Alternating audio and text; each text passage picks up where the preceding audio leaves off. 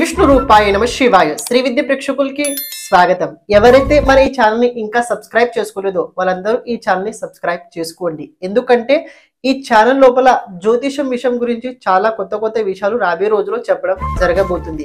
రహస్యాలు చాలా ఈజీగా ఎలా తెలుసుకోగలుగుతారు, జ్యోతిషాన్ని మీరు ఎలా నేర్చుకోగలుగుతారు, దాని గురించి ఈ ఛానల్ లోపల చాలా వీడియోలు చెప్పడం జరిగింది. ఇక రాబోయే రోజుల్లో కూడా చాలా చెప్పడం జరగబోతుంది. కాబట్టి తప్పకుండా ఈ ఛానల్ సబ్స్క్రైబ్ చేసుకోండి. అలాగే ఇన్స్టాగ్రామ్ ఛానల్ కూడా ఫాలో అవ్వడానికి ప్రయత్నించండి. ఇన్స్టాగ్రామ్ ఛానల్ లోపల డైలీ ఫలితాలతో పాటు డైలీ పరిహారాల గురించి కూడా చెప్పడం జరగబోతుంది. కాబట్టి మీకు ఈజీ అవ్వడానికి ఇన్స్టాగ్రామ్ ఛానల్ లోపల పిక్చర్తో పాటు అంటే ఎలా చేయాలి విధి ఆ రకంగా కూడా దాని అనుసారంగా ఇన్స్టాగ్రామ్ ఛానల్ లోపల పోస్ట్ చేయడం జరగబోతుంది. అక్కడ కూడా తప్పకుండా ఫాలో అవడానికి ప్రయత్నించండి.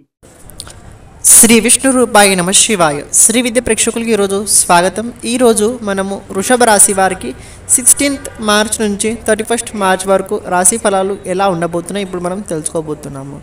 చూసుకున్నట్లయితే వృషభ రాశి వారికి ప్రస్తుత సమయకాలం కనుక చూసుకున్నట్లయితే దశమ స్థానం లోపల గ్రహబలం ఎక్కువ ఉండడం వల్ల వృషభ రాశి వారికి ప్రస్తుత సమయకాలం లోపల పని పట్ల ఎక్కువ జాగృత అయితే పెరిగింది.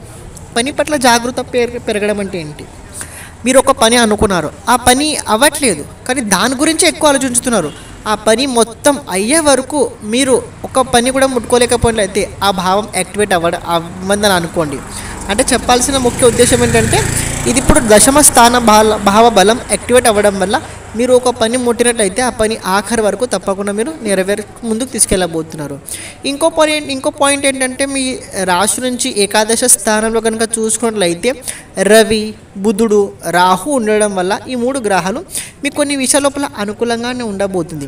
ముఖ్యంగా ధన ప్రాప్తి కోసం అలాగే లబ్ధి విషయాల లోపల అంటే మీకు రావాల్సిన డబ్బు కావచ్చు, ఇవ్వాల్సిన డబ్బు కావచ్చు, ఏ విధంగా అయినా కావచ్చు, అటుపక్క నుంచి మీకు కాస్త ధన ప్రాప్తి కలిగే అవకాశం అయితే ప్రబలంగా ఉండబోతుంది.